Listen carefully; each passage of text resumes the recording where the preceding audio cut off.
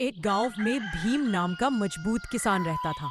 हर सुबह वो अपने पालतू बैल काली के साथ खेत में हल चलाता था। भीम मेहनती था, लेकिन गुस्से वाला भी। जब काली थक जाती, वो उसे डांटता और मार देता।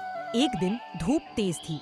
काली थक कर खेत में रुक गई, लेकिन तभी मिट्टी के नीचे से कुछ चमक उठा। उसने देखा, मिट्टी में सोने से भरा एक मटका दबा था।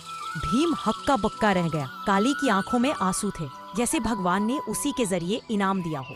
भीम रो पड़ा, काली के पैर पकड़े और बोला, अब कभी तुझे नहीं मारूंगा, तू ही मेरी लक्ष्मी है। वो सोने का मटका मालिक को देकर ईमानदारी दिखाई और गांव में उसकी इज्जत दुगनी हो गई। प्लीज लाइक और सब्सक्राइब कर दीजिए।